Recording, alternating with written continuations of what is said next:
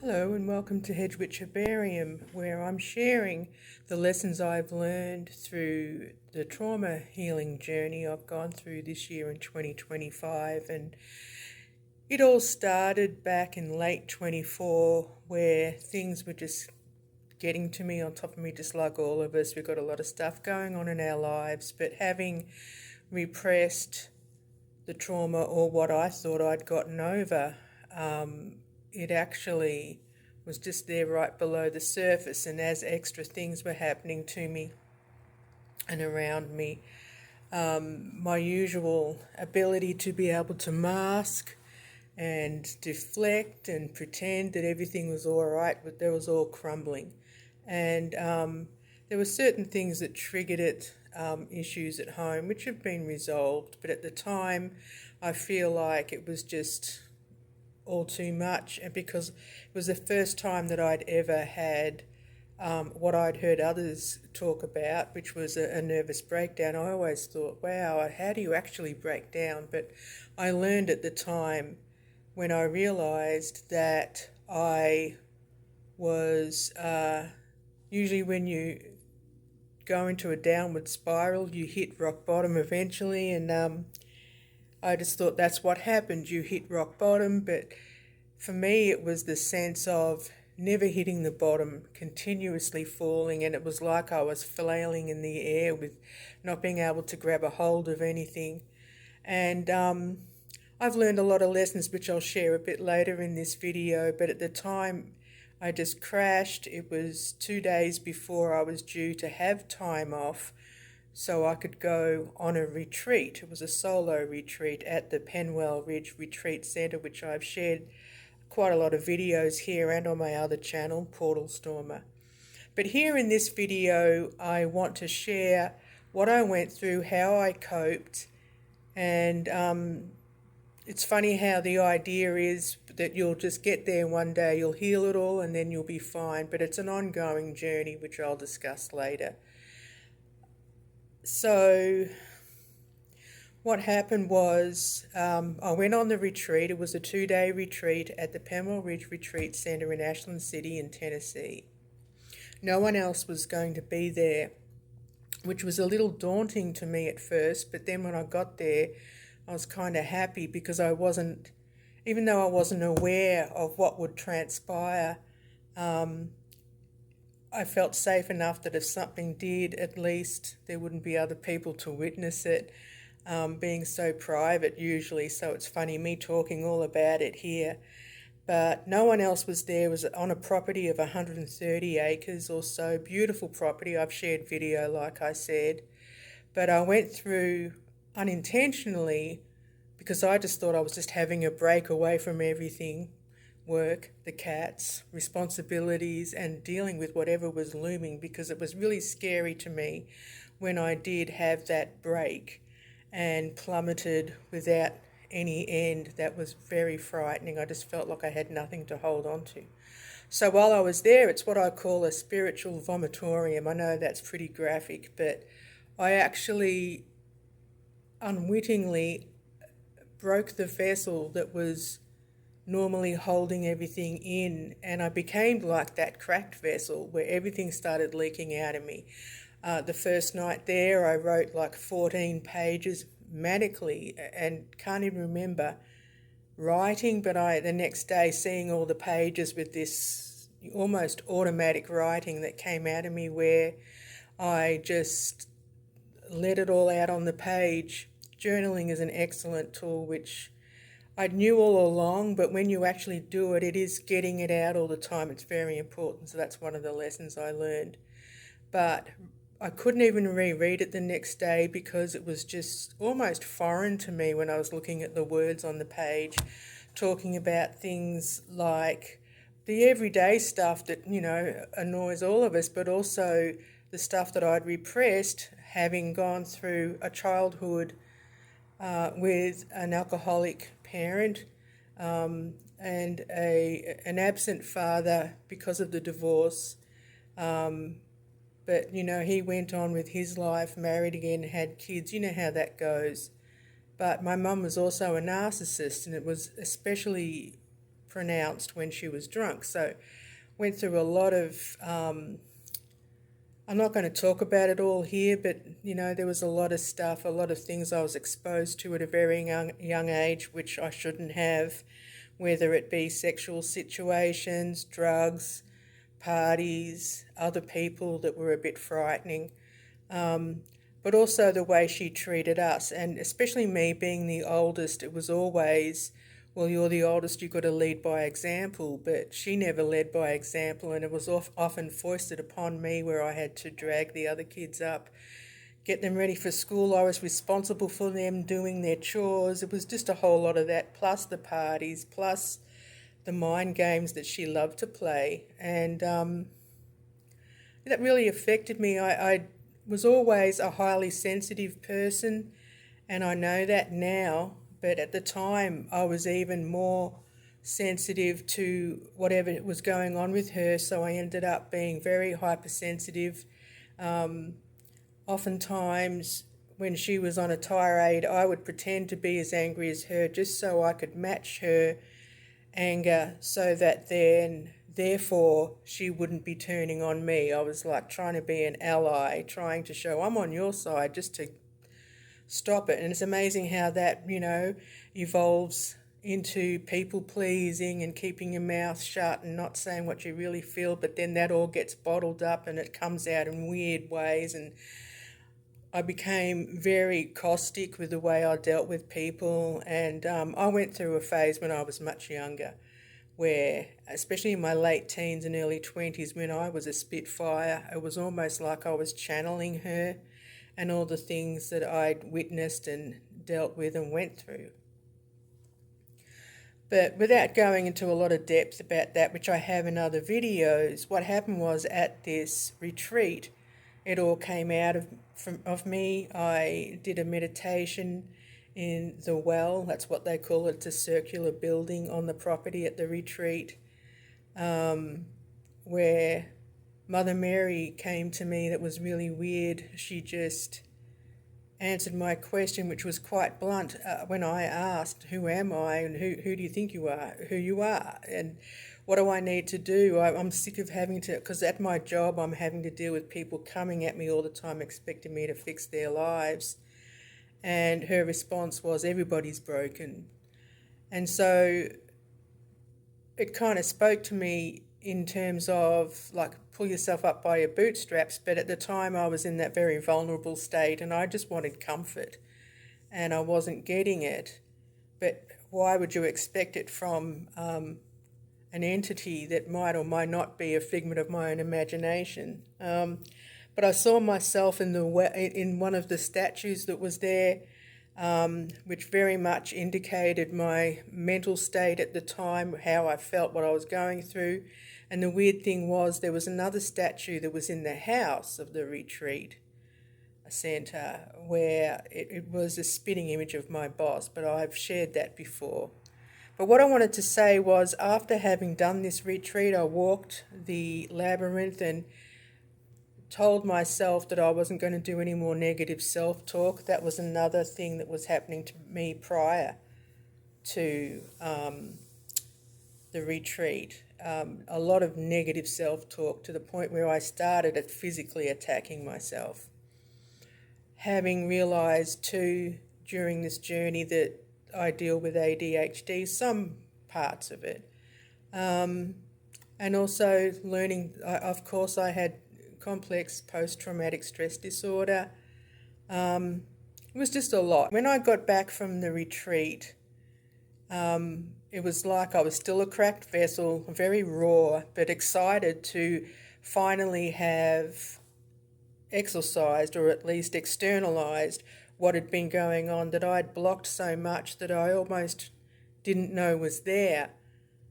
It's funny how for the next month or two, I went through, well, it's not funny for other people, I suppose, but I went through these intense feelings of rage. It was like finally I was allowing myself to feel what had gone on in my childhood and adulthood, because she continued to be herself, doing what she was doing and all that. But It came out in ways I talked to other people, how I felt, how I responded to other people. It was like these intense flare-ups all the time, which normally I'd kept down just to keep the peace. But it was like, it's a bad analogy, but like the scab was peeled off and I was raw, I was open. And it took me at least, I would say, 6 weeks to get a handle on that rage because it was coming out like lava, but explosive lava. But one of the tools that I used to help, because that was frightening for me because I could have lashed out or hurt anybody. I don't know how I did it, but I did use creative visualization to control it when those flare-ups got really bad, those raging flare-ups, by using a visualization of the fire horse. And I'm a fire horse in Chinese astrology, and it was just out of desperation one time when I was really feeling that rage coming up in me, and I just imagined the fire horse leaning its head over my shoulder and absorbing the excess fire and heat and rage for me, feeding on it almost. Because I was also thinking at the same time about how in astrology, in Western astrology, I think you'd call it, my south node is Scorpio and my north node is Taurus. So wanting to get away from those intense churning emotions of Scorpio towards the cooling, calm energies of Taurus. So as I imagined the fire horse absorbing all the intense rage I was feeling, that was kind of funneling up through Scorpio. And it's funny because my mum was a Scorpio. But from the Scorpio south node, the intensity that was coming up and feeding the rage, I imagined being absorbed and taken from me by the fire horse, and then the cool air of Taurus from my north node flowing down on me to cool me down. And I know that's a long-winded way of explaining the creative visualization I was doing, but that's what I did in those pockets of time where I really felt like the rage was coming over me. What happened to almost put a stop to that rage that went on for at least 6 weeks, if not 2 months? One morning, it was just random. I remember it was a Wednesday morning, a couple of months after I'd been to the retreat. I woke up and just had this open-hearted emotion over me, and I was thinking of my mother, and especially a particular photo which I'll show here of her that popped up in my mind, and all of a sudden had some deep compassion for her, as much as she'd done some things and said some things over the years. It was like, enough with the rage, I've processed that.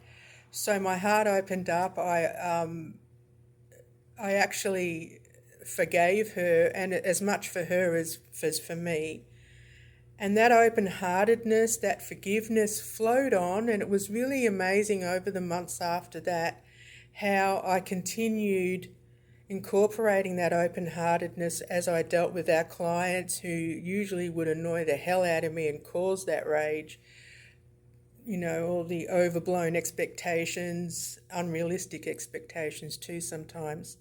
From that point onwards, being open-hearted, I came at people with that different mindset, which was, this is someone who's broken too, just like Mother Mary said in the meditation in the well when I was at the retreat centre. So every person who came in that normally would have, thrown my temper off kilter, I dealt with them with an open heart. And it was just amazing how that really changed my relationships with people, learning that I didn't have to be so reactionary, and that's always been a problem with me over the years.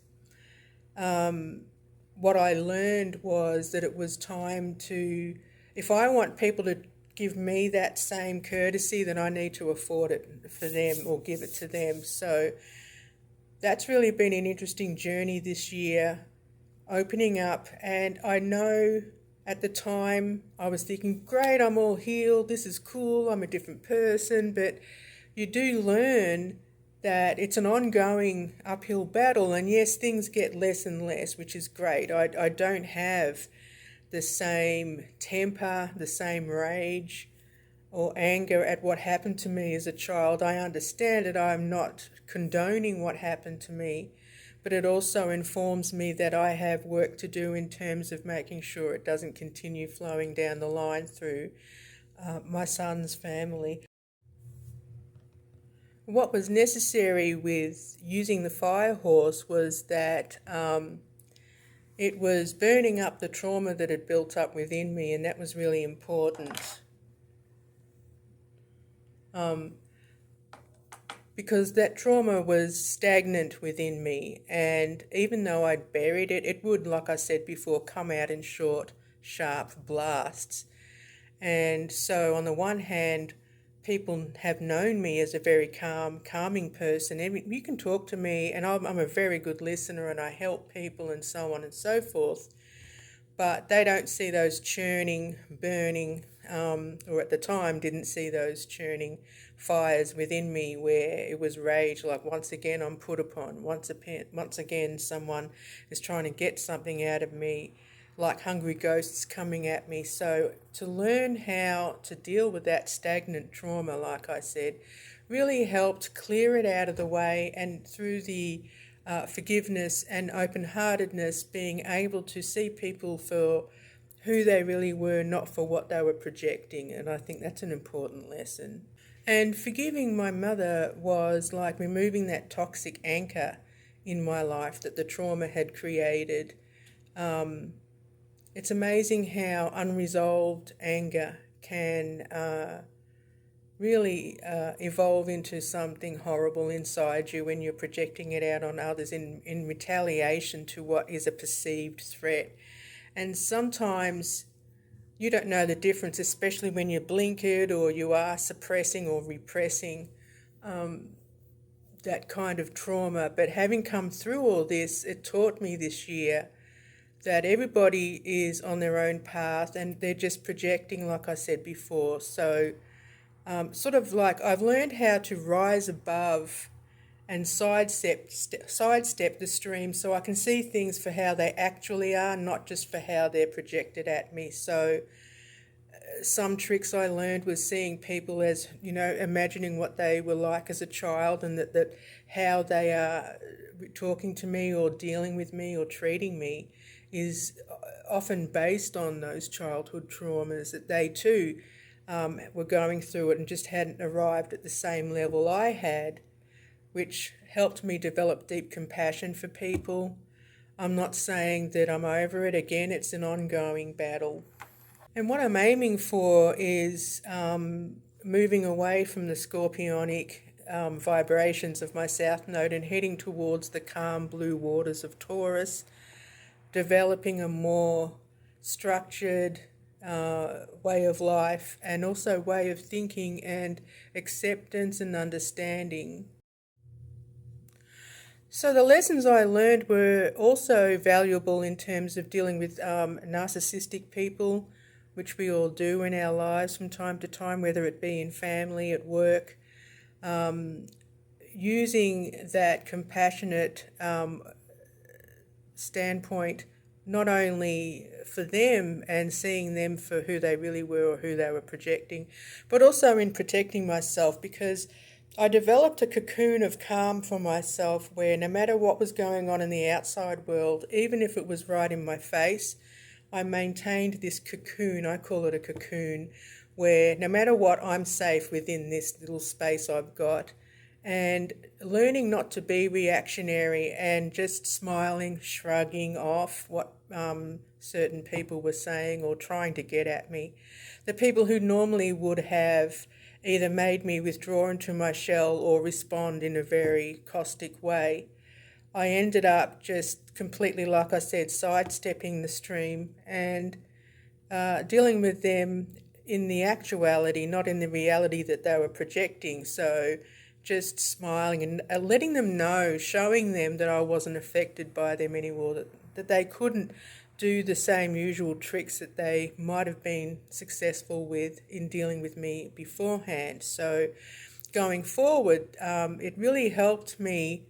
Yes, I can still withdraw. I've been withdrawing for a long time, for decades. That's been my go-to plan. Whenever everything's crashing down on me, I withdraw. I'm not a bed rotter as yet, but what I do tend to do is I just shut it out. And sometimes you have to, but when you do have to be in the world and operating alongside other people, I think it's important to remember that sovereignty that you have over yourself, and that you don't have to buy into every trick that comes at you, especially from narcissists.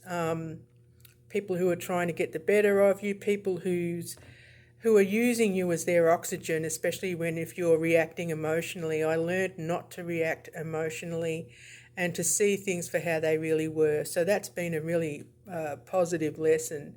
It's an ongoing practice. I mean, you still have to deal with it from time to time, but I find that it's getting less and less the way things are affecting me. And this year's been very powerful in that way. If I hadn't have gone to the retreat and done that work to completely unearth all the things that I'd been burying, I wouldn't have come as far this year as I have. Now, having said that, there's still things going on in life that are depressing or stressful. But I'm finding I'm getting much better at keeping myself suspended. I tell my therapist, because I didn't mention that, I have been going to therapy as well all along, and that I've kept myself on the raft. Normally I was underwater and drowning or struggling to get back up to the surface, and it's been really good this year to have processed all that so that I can stay on the raft. And even if I do dip down in the waters, it's not that stressful as it used to be. I want to share also about my ancestry, which I've touched on before, and especially with the often people will say, a lot of psychologists or whoever will say that we've been imprinted with the same codes that our ancestors, including our parents and beyond, what they were imprinted with. So it gets passed on down the line. And I found this year healing the trauma helped break some of those cycles, especially to do with substance abuse. My grandmother on my mother's side was actually a famous dancer back in the day in Australia. She was Aboriginal and often had to play the male part as the troupe travelled around the country. And I don't know if that was because of her colour or just she was happy to do it, whatever. But she ended up, after she had the children, including my mother, she had about 13 in total, but she ended up being an opium addict, and she was often in the opium dens in Victoria, Australia. The kids had to often run off to get her, to bring her home. Her husband, my grandfather, who was Chinese, he ended up becoming an alcoholic. Now, he had been in World War II as a chef, and apparently he got shrapnel in his head, and that's the excuse that some people give him for becoming an alcoholic. And what killed him was apparently the alcoholism dislodged the shrapnel in his head, went into his brain. I don't know if that was true, but there's the substance abuse issues there, and also with my mum, who was an alcoholic pretty much as from the time us kids were born. And I'll share it in another story. I've got her story actually recorded on the other channel, so I'll share it here. But with me getting off the gummies this year, it's been really good to be able to be clear-headed first and foremost, even though I love being stoned, who doesn't? But also to be able to break that chain in our family ancestry. And hopefully going forward, I can help pass that on to my son and grandkids. The thing is with healing, it's a marathon, not a sprint. Like I said before, you assume that you will get to a certain level. Oh, I'm cured. It's an ongoing practice. And that's something I plan to do going on into next year, which incidentally is going to be the year of the fire horse in Chinese astrology, which I'm so excited about. And I'm going to post another video about that and how to navigate that year for all of us, but especially for me because I'm a fire horse, because I'm special. So, like I said, you don't automatically arrive at a state of well-being that is going to continue on. And my practices going forward are going to include journaling. I'm going to continue with the therapy. As a side note, one of the things that my therapist has taught me is the zebra routine, the black and white. Is this real or is it not? For example, if someone's having a go at me, or if I think they're having a go at me, or that something nefarious is going on, I think of the zebra and think of the questions that are really quite basic. Is this real or is this just in your head? Is this your projection? Are you responding to something that's triggering you from your past? Or is this a totally separate incident that just reminds me of that? So that routine's really been helpful as well. Another thing I've been doing this year is a lot of dream analysis, and I didn't mention also that prior to this year I had been taking a lot of gummies, very high powered gummies, just to what I thought was dealing with the stress. And having gone cold turkey in January, the same time as the retreat, mind you, during that retreat, I couldn't eat or sleep those whole 2 days. It was really intense. Having come off the gummies, and I hadn't dreamed for years. I mean, I've always been really deep into dream analysis, so I just didn't recognise that not only not journaling and analysing and getting things out, I was also not participating in the dream work, which was really useful in years prior, before I'd started taking those gummies and smoking marijuana. I'm grateful to say now that the idea of having a joint or popping a gummy in my mouth is abhorrent to me. It's really interesting that the idea of doing that would be backsliding into where I was back when I had the nervous breakdown late last year. So with the dreaming, I've been very good all my whole life interpreting my own dreams, but this year had started using AI to help flesh it out, and it's been fantastic. And keeping a dream journal is another thing, along with journaling, that I think is important, especially when you're processing trauma. And understanding yourself and how you are traveling and what's still affecting you, it's really very important. And I've shared some of the dreams that I've interpreted with the help of AI, including the images that it helped me create. It's really been a part of my healing journey.